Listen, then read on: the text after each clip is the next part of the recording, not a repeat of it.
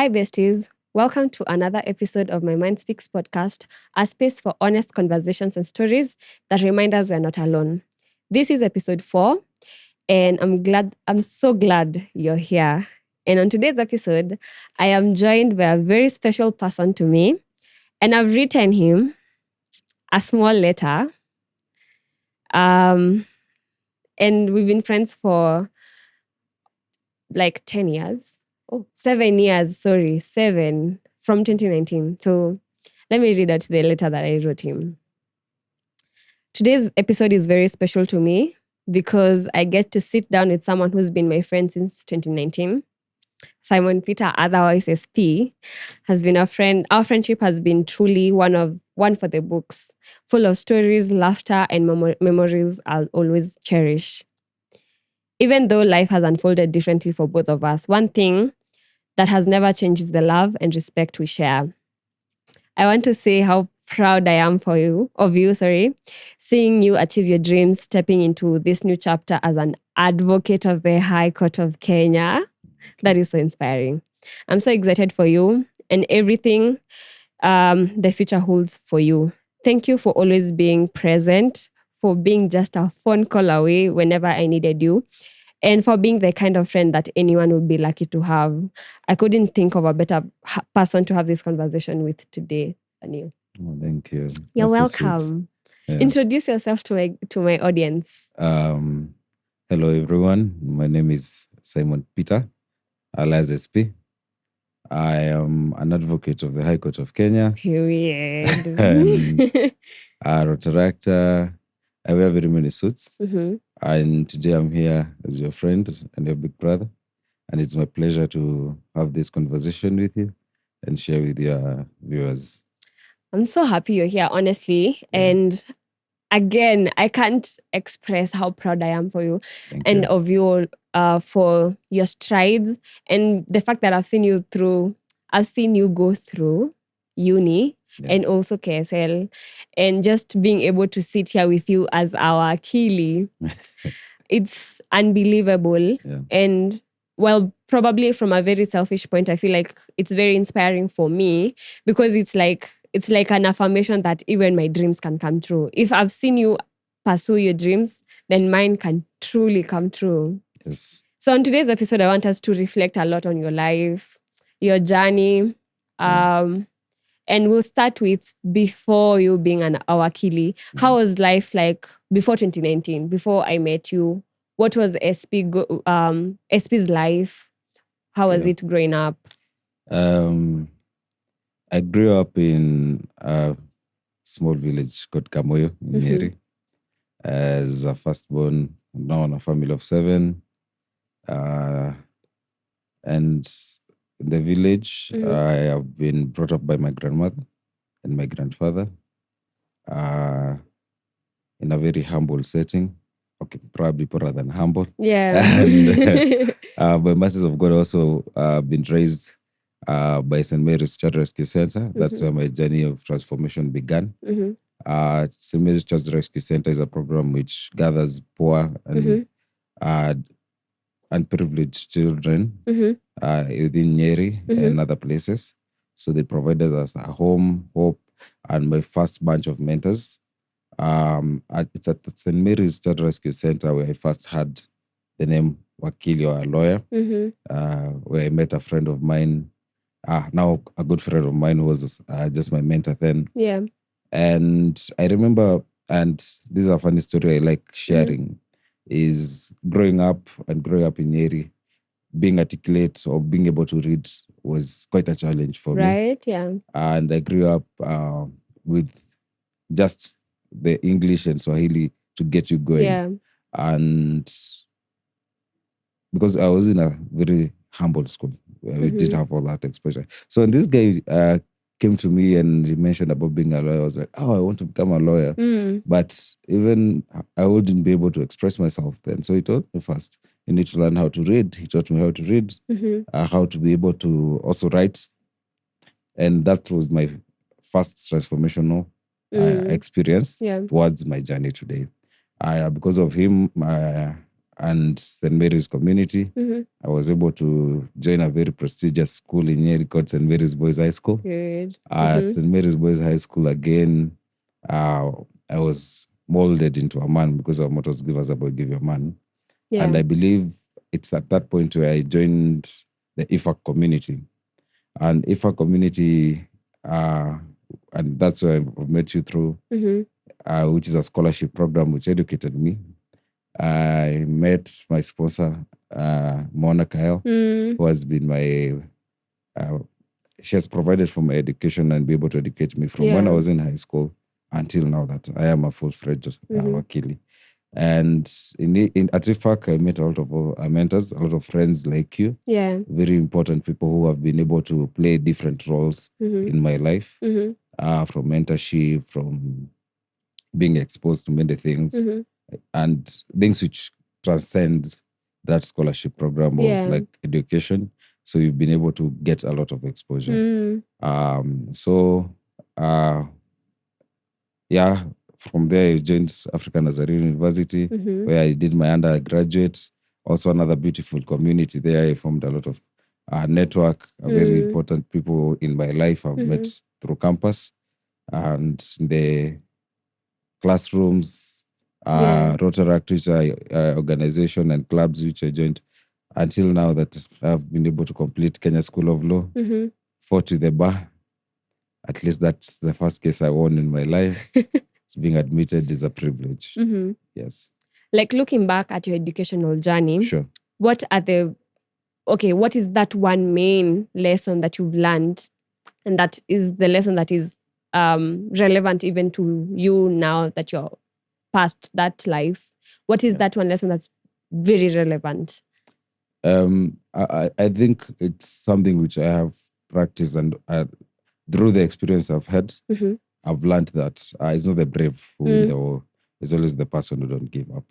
And I've not given up because going through school and life is quite a challenge.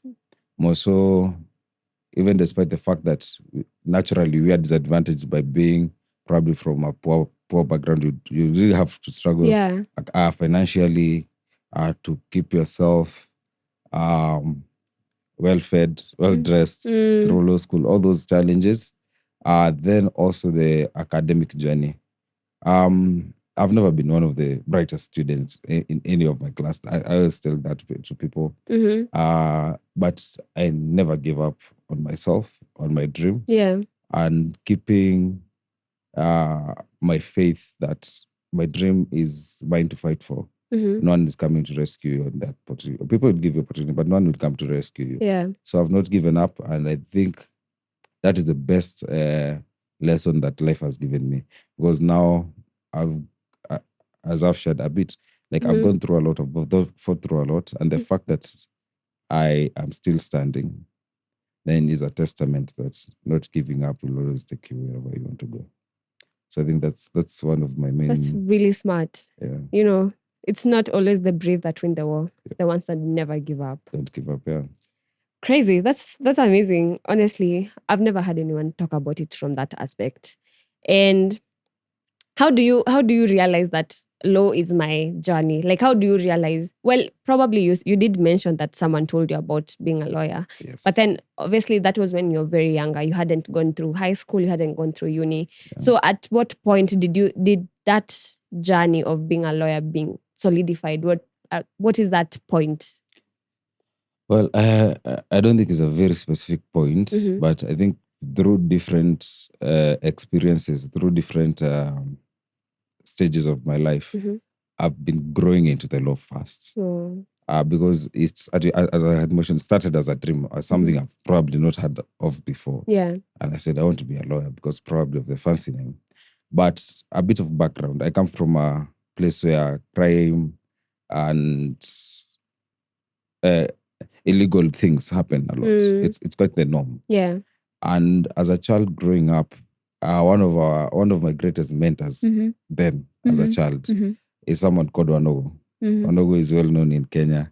The thief. Yes, that was my distant uncle. So he was the most successful person. Yes, that was the most successful person in our village then growing up.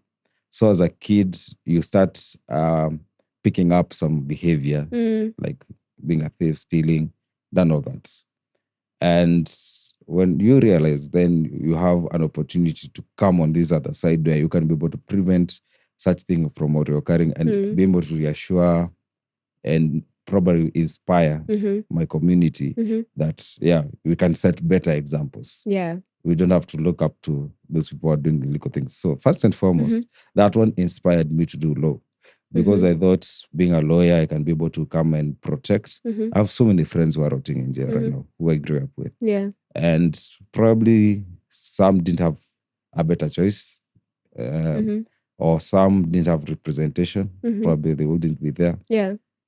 So all those things are back at the back of my mind, which first kept me going. Then through high school, I met my sponsor, who is Mona, who has educated me. She's an attorney.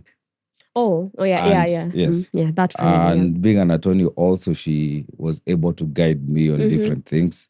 Again, through IFAC, I got mentors. And I started getting a glimpse of what the law is about through school, through interaction and such. I struggled to join campus because I was not called to do law at first, and I wanted to transfer. And someone who I won't mention, but was trying to guide me to a different path. And it was a real struggle because when someone is your senior, is at a position where they can really influence you, you can be taken away from your dream because people will have very good reasons to tell you. So at that particular point, it was shaky. I was being told I do criminology, but I was determined to do law.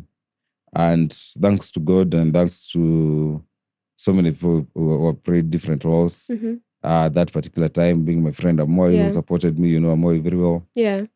I joined law school. Joining law school, now you start feeling, or now starting having a taste of what this law is about. Yeah. Moot courts, where you have to like practice such kind of things.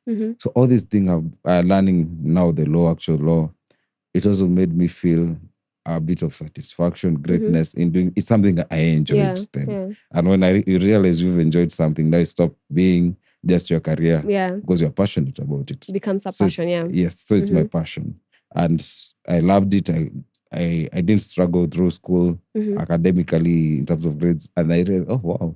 And I said, I've not always been the smartest. Yeah. But when I was doing the law, I was like, oh, this is something I really enjoy. Yeah. So yeah, I think it's been a growth through through steps that I've gone through. Each have pushed me closer to the law. Yes. We're talking about coming from a very disadvantaged background and then coming all the way to being a Wakili. That's a very big deal.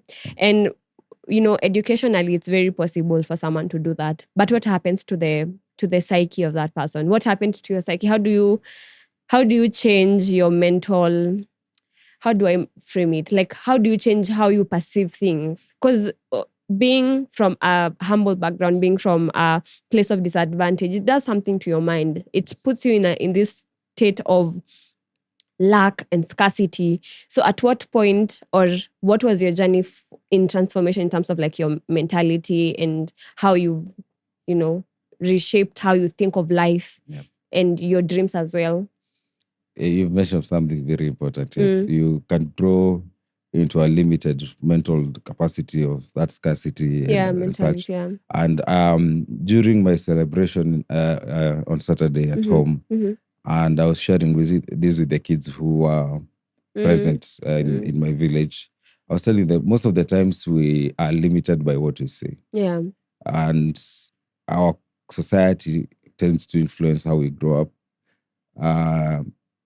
As I had mentioned, the people who were around me then as a child were the ones who my dreams then were around. So my mentality was probably fixated on that. Yeah. Exposure is something very important. And to my life, that has been the thing which has transformed my mentality. The people I've met. I've met people who believed in me at some point more than I believed in myself. Those people will change your mentality. Yeah. You come and conquer things, as you've said. Yeah. I'm a person who advocates very, very much for something I call furaha kidogo kidogo. Like celebrate every little step and take it as a, like, however small the steps I've made feel might look to the world. To me, I take it like it's the biggest thing which has happened to me. So that one keeps me growing as a person. I see bigger things. Right now, my dreams are now not limited to being an advocate. I'm already that. So what's the next big thing? It keeps your mind not crowded and not you're always looking for the best. So I think that one has opened up my mentality, and I know the fact that I've been able to, I know I can now. It's not a matter of belief, it's a matter of we've proven it. And I think that is not only for me at all, for everyone else who can learn from our journey, who can look at and reflect at that journey and say, this is inspiring. It's inspiring to me. It should be inspiring to other people. So that's very interesting, because I also come from such a background. And I think for me, the journey was a bit different, because I think for girls, the cards are quite different. No, it's not easy. It's not easy. I think by the time I was coming to know about IFAC, I was already around class 8 there waiting for my KCPE.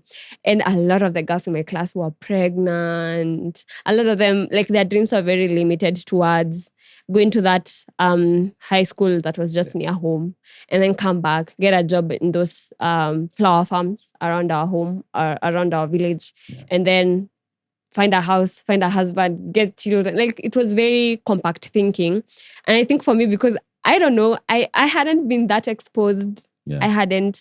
And I think there's a very big role that comes from IFAC as an organization in itself for just taking you out of that environment and taking you to a different environment.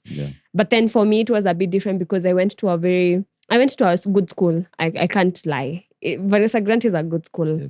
But the culture shock was crazy. And to some extent, it did affect my personality in a way. I got very quiet in that school. I got very quiet. I think for me, looking back, there's so many things I would have done differently, especially in the high school stage, because at that point was when I was just forming my belief systems, or the systems that I want my life to revolve around.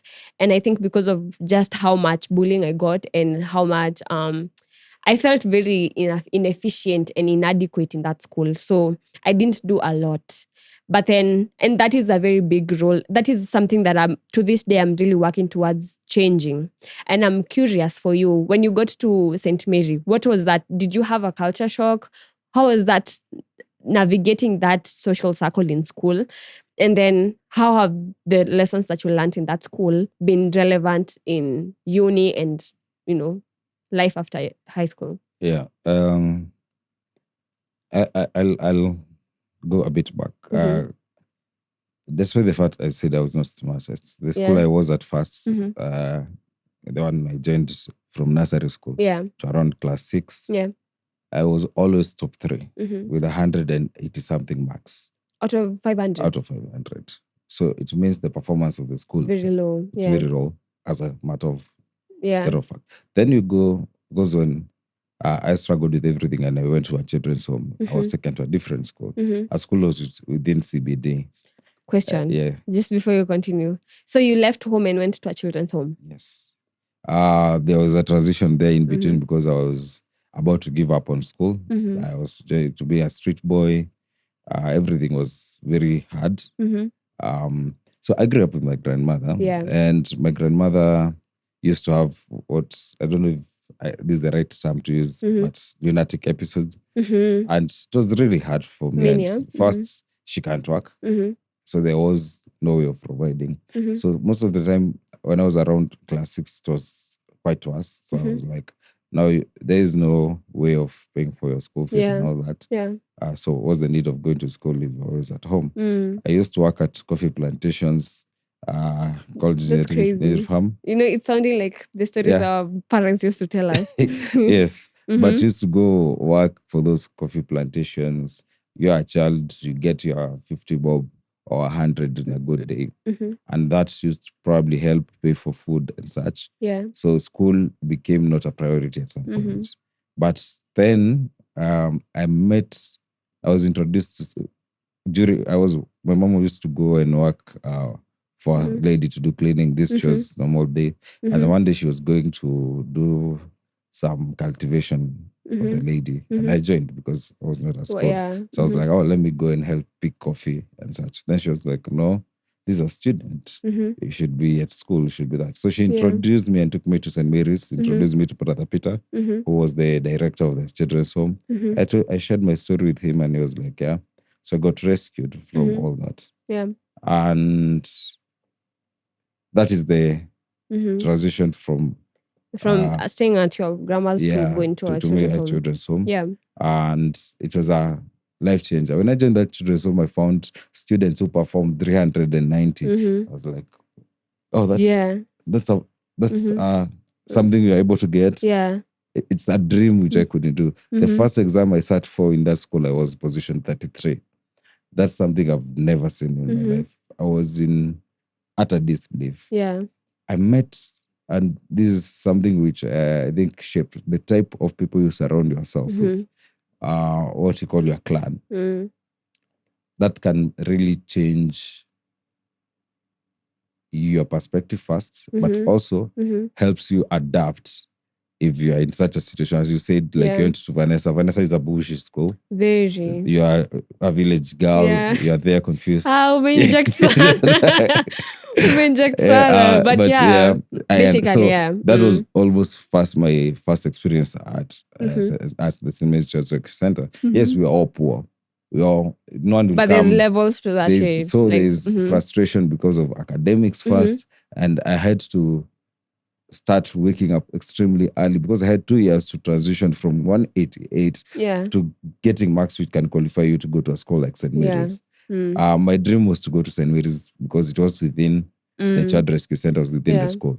So when I joined high school, I was just transitioning from the bedroom to a better, because it was still the same school. I was used to the culture.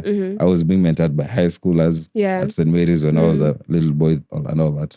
There was no culture shock on that. But at St. Mary's, the kind of friends first I got, people who told me, oh, you can be able to study like this. You can wake up early. You can extend preps, study past 12, probably wake up at 4, all that. Encouraging you that I was also there and I am here. Because one of my friends was like Kevin, who was a former street boy, but he was getting 390 and all that. And then he was telling me, oh, it's not news. Yeah. You're not the you only can also one. achieve it. You get when you don't feel alone because someone can reassure you. I used to get those marks. Now I'm getting these marks. Yeah. So can you. So I was able to improve on that. I just St. Mary's. The culture shock was now the people who joined us. From outside. Every type of person are coming. The school was very nice because they tried to make things. It was not fancy for anyone. Even though you came from the president's family, you are treated as equals to anyone. So it was kind of easy, but at some point I got into very bad companies. I was getting extremely low marks. I received a lot of warning letters from IFAC telling me my scholarship is at a threat because I'm not performing. I went through a lot of hard times through high school. I don't know if I knew you then. Yeah, so we lost we didn't know each other. We lost our home. Like it was burned down. I lost my 2 brothers during that time. The next year, when I was 2016, I lost the favorite woman in my life. That is my grandmother. So she passed on. I was devastated. Then here comes KCSE. There was a lot of things going on, right? And I met people who, at some point, were leading me the wrong way. But one of the most important things in our lives is the fact.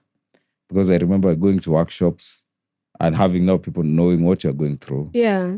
Being able to talk about it openly, telling you, I got you.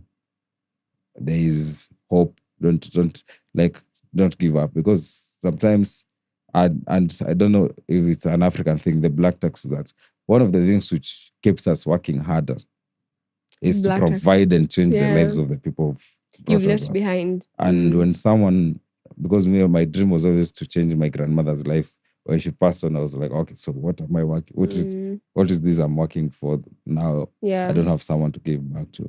But now you are reminded you have other siblings. You are reminded you have a bigger family. Yeah. I've joined another family It's very called IFAC. grounding. Yeah. I talked a lot and bonded a lot with my sponsor, and now seeing like, it's not that the gap was filled, Yeah. but I didn't feel the void anymore, because I was surrounded by warmth. Yeah. I know I've moved a lot, but when you go through different things, as you are saying, be it being in a different environment, being bullied, changing your personality to try and fit in, or sometimes try to camouflage. For survival, yeah. So that you won't be noticed with us. We try to put makeup of our bruises. Yeah. But when you are with people who can tell you it's okay, you look beautiful in your scars, well, that also gives you warmth, and you're able to cope with such things. And I don't think we ever emphasize how important the workshops were. Yeah. I think, I don't know, I used to look forward to them because one, I was going to meet my friends, but also at the same time, the lessons that I picked up from those workshops, the ones that I was fortunate to attend, life-changing. To this day, I feel like IFAC has played a very big role in the person that I'm becoming. Like, it's so mind-blowing, because I think when I was getting into IFAC, I was a very insecure person, because you're coming from nothing. You already have insecurities, you already have things that you feel like, I wish things were better. I wish things were not the way they are. But then coming into this community of people who also don't have as much, but they're thriving and striving towards something better, something bigger. Amazing, honestly. Yeah, the workshop, without the workshop, we definitely wouldn't be the people we are today. True. Most of the time, people emphasize so much on academic excellence, but that might sacrifice other types of excellence in your life. The balance of life I learned, or I was inspired to assimilate and take in my life. I learned a lot of that from the workshops. Because it was an opportunity for us first to come together and a family of similar minds, and we are from the same background, going through the same thing. So you are mentored. I don't know to emphasize the word mentored, but you learn from that sharing together. The events, the activities you used to do. It's not just coming and sitting. You are exposed to very different things.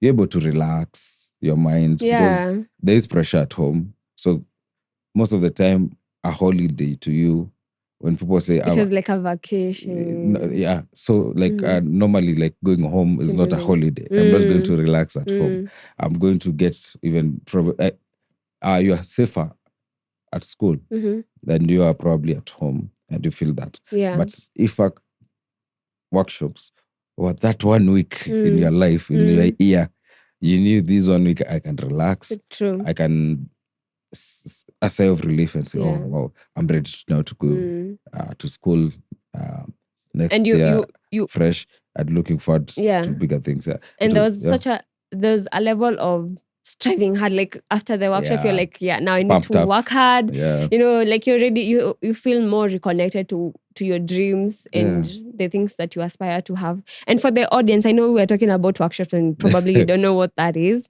So there's an organization from the sweater he has won. It's called Education for All Children. It's an organization that helps disadvantaged children to access quality education in the best schools in Kenya. And they have workshops, which are basically meetups where they meet a week a year, right? A week a year. 1 week, yeah. Where 1 week a year, where the whole community or the students who have been sponsored by the organization meet and they learn a lot of things. My first workshop we did, the theme of the workshop was transform to lead. Yeah. And to this day, it's so relevant. So relevant. I don't think there's an amount of thank yous that I can give to IFAC that would amount to the amount of exposure they've given me, the amount of investment as well, and even the opportunities that I'm able to tackle because of them. And I think for the both of us, you've experienced the whole 8 years and then an extra 2. Yeah. Yeah. And I want to know, is there a reality where you don't get an IFAC scholarship? And how would that reality look like for you?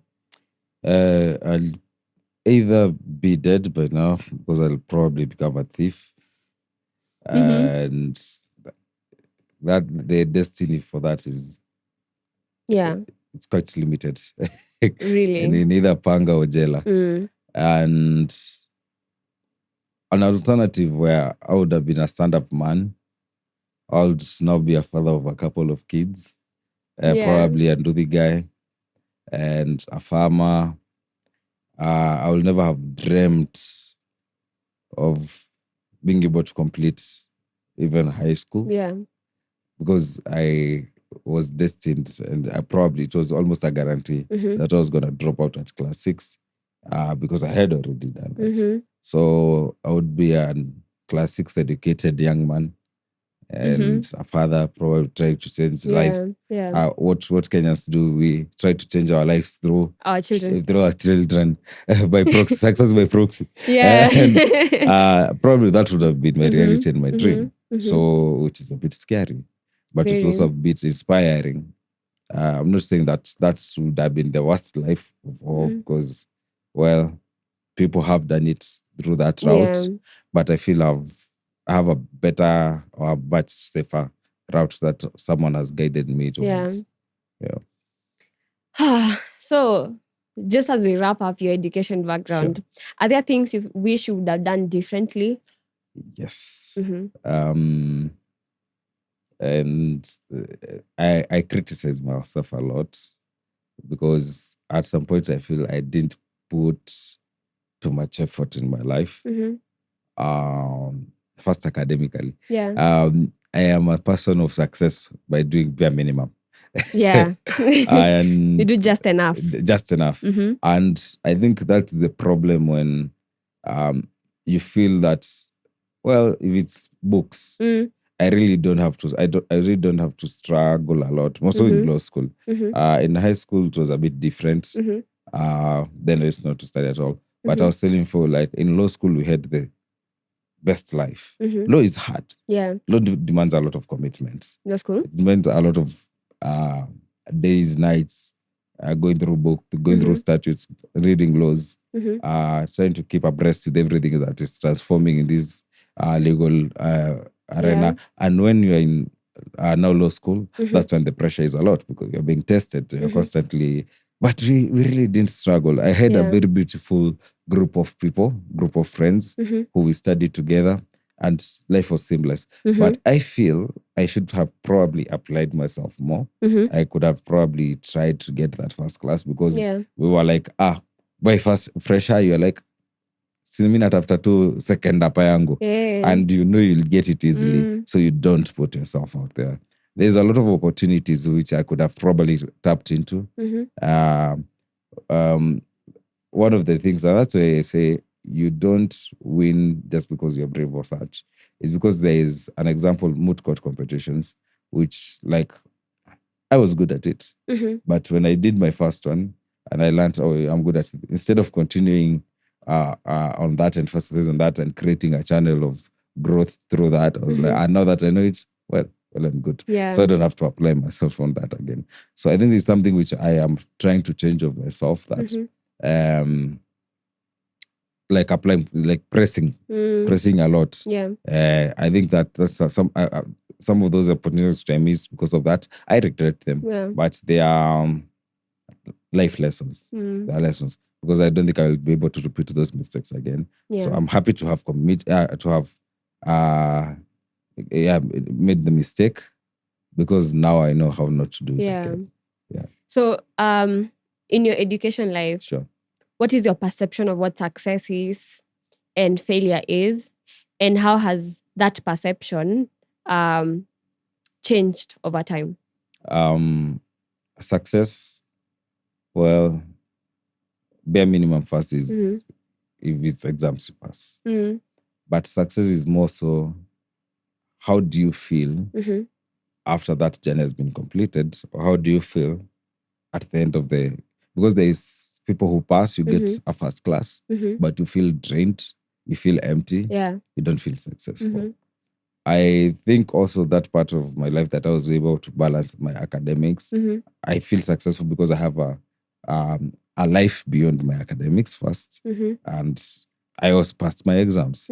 I did fail once through at Kenya School of Law, and this is something. It's another mistake because I think I fumbled by hating the person who was teaching that unit. So I really, and I'm a person who grasps a lot from class. So I did my exam also expecting to fail that paper, and I did that one paper because you need the 9 Ps. Then I had to, because I felt I had disappointed my sponsor, I have disappointed myself. This will take me a bit longer to be admitted to the bar. I felt bad. So when even the exam was offered, I was not ready to take it. On the following year, April, I did it after a year. During all that time, I actually didn't study a lot. My sponsor was telling me, "You're just traveling around and you have a paper." Then I was like, I know this time I'll get it. I did. That's why I was saying, academically, like, you don't struggle a lot. But so I think that was part of time I felt I failed.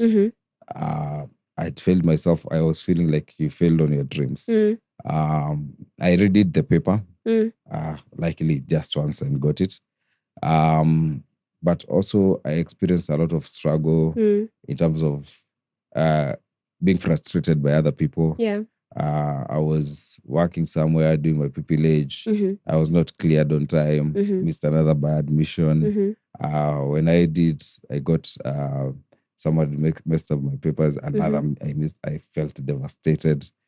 So these are a lot of failures, if I can term them into that. And being comfortable with them is not easy because that's the only way you can be able to deal with them. When you're able to look and say, it's okay, I can try to pull myself out of this hole. And now I was just telling someone, being admitted to the bar to me comes first with a sigh of relief. Disbelief also, because it's not been easy, and sometimes the uncertainties, there are a lot of uncertainties. But now being able to come here again and say I'm an advocate of the High Court, and now I feel a success. I feel as someone who's successful. I feel that I'm grateful for the journey. All that, all those now scars that I wear now look beautiful because at the end of the day, you've been persistent, as I've said. You've not given up, and here we are. All right. So now you're going to talk about your relationships, your family. It's not like that. Mr. Kuliza kama uko na mtu, this is not an official interview. But I would want to know, how have your relationships changed when you were younger and now that you're the person you are today? It can be anyone. I understand. And I think talking about relationships and the way you relate with people, it changes first with the people you meet, but also with the experiences and what you are sharing with these people. When you talk about like the friends I have very good friends, but I've also had very disappointing friendships. Really? Tell us about people. Yeah, because people come to your life in different at different times. And not always you'll get the best out of it. So nimekuwa na friends who are just there for sherehe. People who you can't count on beyond that, going out getting beers, beyond that. I've had friends who've betrayed me in different ways. Rafiki zako wakugongea, all Yeah, that type hata of mi nimekuwa things. betrayed a lot. Yeah, Mhm. you feel betrayed. I've lost friends I've had for decades, Mhm. others for half a decade. Mhm. Then you see someone doing something and you're like, oh wow, I feel now betrayed. Yeah. I tell people I believe that building trust Mhm. is better than being loved, or someone knowing you can trust someone. It's bigger than telling it, but knowing someone loves you back or loves you. Despite being your girlfriend, your friend, I insist on trust. So when that has been broken so many times, I can tell a lot of stories. Yeah. So I've had very many friendships and you may have to let go. It's sad to see a friendship of 5 years going down the drain or 10 years going down the drain. But I come to understand that some are my mistakes, some are other people's mistakes. Yeah. But if it works, it'll work. Wakudumu watadumu. Okay, and I also want to know, like, how do you show up differently for your friends now? Intentionality is something we throw around, but it means a lot. Now the type of friends I have, we make commitments to each other and a few who are very intentional. That there are some people who we set even alarms. Please call this person at this particular point.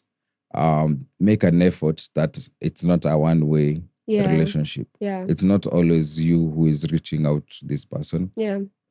I tell my friends that sometimes I have friends who I felt I'm the person who is calling you, texting you, you don't reply. That sounds familiar.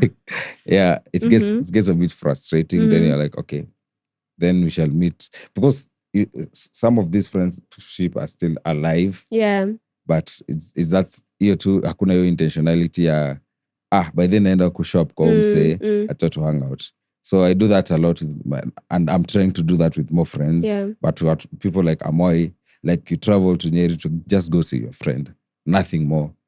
You did that, right? Yeah, we do that. Oh, you do that, and they do the same. Like I'll travel from Nyeri, I'll come to CSP, and someone tell you, naenda Nyeri Nairobi fani naenda kuona SP, or we are going to hang out, or we are going for a match kuona game ya Gor ama ya Kenya. So all those small things, I think right now I am making or trying to build a healthier friendships, relationships. I've learned from my failures to be more intentional. I know sometimes I've not been that. So how do you navigate that? Because I think for me, my friendships are suffering. Sorry. Yeah. My friendships are suffering a lot. And yes, I do play a very big role in the fact that my friendships aren't really growing. Yes. But also at the same time, how do you draw the line of like you're growing and a lot of your friendships or your friends, your paths are growing apart? How do you navigate that? Yeah, it's hard. I don't have a clue like of something you can do. But you've been in such a situation? Yes. Yeah. And what I say is sometimes it's as I've said, it's not easier to let go, but sometimes you have to. Because I think the friendships and relationships should be two-way. That's something I insist. True. Yeah. And paths grow differently because I have people who I thought were very good friends of mine. I realized we were just colleagues. Yeah. Or we were just right? Or we were just classmates. Yeah. Or we were just good classmates. Or we were just good. Because when the career ways change, you go working probably at a law firm and I'm working in a different place, or then you're not working and your friends are working. Yeah. Their behavior,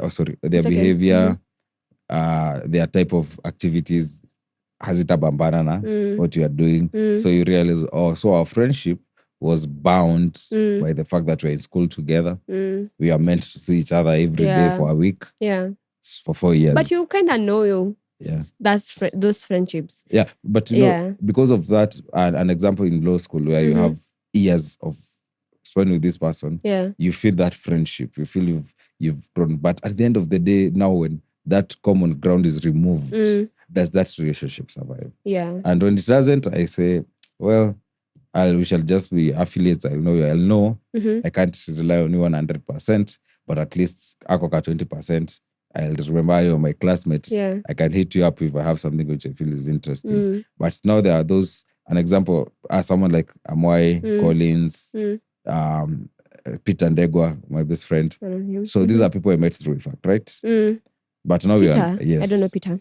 He was in my class. Oh. So these are people I met through IFAC, right? Now we are no longer, I'm an alumni, right? So the program, the workshops are no longer there. Yeah. So us meeting is no longer planned by someone else. Yeah. It is definitely upon us. Yeah. So when that common ground of IFAC is removed, we are still friends. You see? So it has survived over that common ground because we've been able to be in invitation to form something else or beyond that. So I think that's how I've been able to navigate. The ones who have lost, I wish them well, but I'm trying to protect the ones that I got trained. Yeah. Yeah. So like over time, have you developed non-negotiables when it comes to your friendships and your relationships? Well, Because I have. I think it's different for different people. But I don't think I have an exact thing but I'm just big on that trust issue. Yeah. That if you betray my trust, honestly, I don't forgive So trust that. is the non-negotiable. Yes, for me, I don't think. Yes, I can laugh with you, but at the back of my mind, I know I'll hate you. Like, yeah. Really? So that's my problem because I don't always say it out loud. But yeah. I think for me, it's more of, that trust aspect.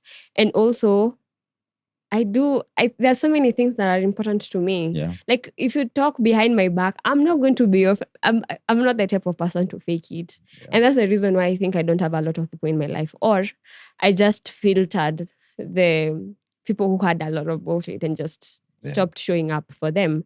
And also there are things like showing up for me when I need you, because I will show up, and if I don't, I will communicate. Yeah. And I think also because there's a lot going on. I don't think people ever talk about how much life transitions for us as people. Like, for me, I have gone through so many stages, and in this season of my life, there's a lot that's happening. And it's because I'm in the process of growing and becoming a different person. And that aspect in itself doesn't allow me to show up for people as much as I would, because I do want to show up to the graduation parties. Yeah. I do want to show up for all your events. I want to show up for your birthday. But sometimes me too sina fair. Such to do. Yeah. And there also sometimes I'm like, you didn't show up for me. Why would I want to show up for you? And you didn't communicate without showing up. So it's that aspect, and it's such a touchy aspect. I don't know how people are able to navigate through that. For me, I just ignore until I push it back until I'm like, ikifika tutapatana kwa macho, we'll talk about it. But otherwise, because also life is happening away from my friendships, it's like that. But I do want to know, do you have instances where you feel like you failed a friend, and how were you able to navigate that? Yeah. And I think I'm bad at this because I don't deal with, like when you have failed a friend yourself and you try to sweep it under the carpet. Yeah. And hoping that they won't be so mad at you. But one thing I do, and you've said, is communication first. Yeah. When I feel someone, I'll tell them I'm sorry first. I tell people it goes a long way to admit I've failed a couple of friends. Someone has been always relying on you to deliver. Then you don't deliver, then you've disappointed them. It hurts you most. So personally, sometimes I avoid it, like ignore it, as you've said. Yeah. And hoping that tukionana to sort things out. But I think it's something worth thinking about because there's a clip I was seeing, and it was someone being interviewed, and they were talking about they are married, Yeah. and someone asked them, "Is your partner happy?" We usually don't get asked that question a lot. Yeah. Yes, you are friends. So is he happy to be your friend? It's a hard question to ask because most of the time we ask, am I happy? Yeah. Are you happy Yeah. being their friend? And you're like, yeah, I'm happy because probably I'm getting a good side of it. But are they getting the short side of the stick? Do you sit to question that about yourself? I have friends who have different capacities, Yeah. who have showed up for me probably financially, but I can't show up for them. But I find a way of balance it out, making them like what's it feel like you're a burden to them. Yeah. So show up for them because most people probably they know you. If they are your friend, they know your capabilities. But there's something they know you can. If you don't, they'll be disappointed. Yeah. So try to show up, as you said, for those type of things. I'll tell you an example. On Saturday, most of my friends really showed up for me. They traveled. Yeah. And some of them got into an accident at Keno. Really? As they were going to Nyeri. And I was like, oh, guys, I know you can't be able to make it. And they were like, yeah. Then they show up.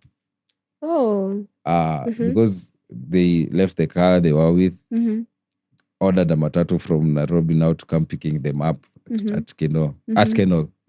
Just imagine. So Keno now I saw them, Murang'a? yes, along Nyeri Highway. Yeah. As you go. Then I was like, this really means a lot if someone like had a legitimate reason not to show up for you. They actually something Went which up. tried to prevent that from happening. Yeah. But they do everything possible just to show up for you. It really means a lot as a friendship, it right? does. Yeah. And no, that's person you feel eternally indebted to them. Yeah. That you'll also show up for them despite of what. Like come rain, come sunshine. That's a ride or die, a ride and die friendship. So yeah, I think. Yeah, I've really liked our conversation, and I would want to know for you again, because we are in a season at My Mind Speaks where we're talking about how failure plays a big role in propelling us to our perceived sense of success, what we want to get, or what is our purpose. So how failure in itself plays a big role, and exploring how failure has played in roles in like directing you to the path of your success, And I would want to know whether failure has played a big role in your successes, because it's not just one success. And also at the same time, I would want to know whether your perception of it as failure in itself has changed. Yeah. That is very, very accurate. When probably this is something I do a lot when my phone ikiangukanga sana. Probably it's fallen, I've picked it up, it's fallen again. I leave it there at some point because I say like, it can't fall when it's already on the ground. When you've already failed, okay, that's probably the rock bottom. The only way is up. Yeah. The only way is up. You can't go any further. So I've been at that point where it was my rock bottom. And I knew, because now I've hit the rock bottom, now let me get myself up and just start climbing up. Because that's the only way up. The only way is up, always. So my failures, either academically, as I've said, I failed an exam, and which mattered a lot. But because of that, you're able to, like, utakuja hata na more momentum in doing that. I've failed in a lot of friendships. We fought with my friends, some physically, some using words, others just by distancing ourselves from each other. And that's a level of failure which really hurts. And when you're heartbroken, either by your friend, by your relationship, I'm a person who've walked like on my girlfriend with another person, and you just jump over them and say, okay, now at least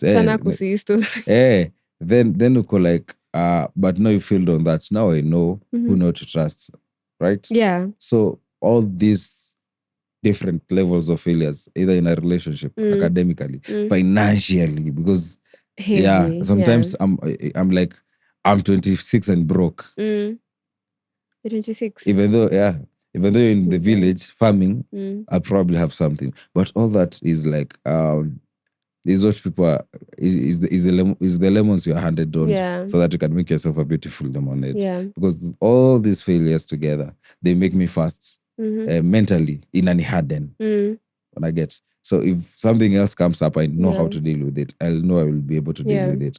For sure, I'll get out of that situation. So that failure is what these employers pay us with, but to get it, like the exposure to that level of heartbreak, to that level of poverty, that I'll be able to get out of this. I'll be able to be successful. And when these successes come, an example, being admitted to the bar, they make you feel fulfilled, making that journey very worth it.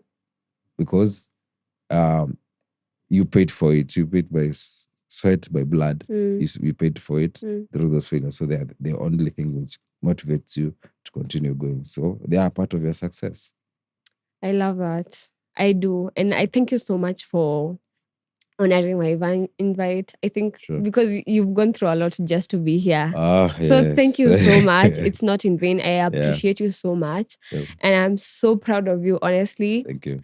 I don't know. It's interesting to just see how life evolves for all of us. And one thing I am sure about is that you're going to be so successful. Thank you. You are. It's written all over your face, like success to, Asante, and I'm just happy for you, honestly. I'm cheering for you. Yeah. It's been a pleasure to come and join you in this conversation. Thank you. I know I was a bit late, but I had to do everything, and we have to show up for each other. And it's a privilege to be able to share our stories. Yeah. To be able also to talk over things. It also reminds me. It has been a moment of also personal reflection. Yeah. So it's a privilege to join in your podcast first, and congratulations Thank you. on being able to do it. I know you told me about the dream of it, having it. We talked about it, and it's a big thing to see sitting with you. Yeah. Having a conversation with you, and I really admire you. And thank you. I'm grateful, and I know you'll be extremely successful in this. Amen. Yeah, and Amen. many more things you do. Yeah. I believe in Thank you.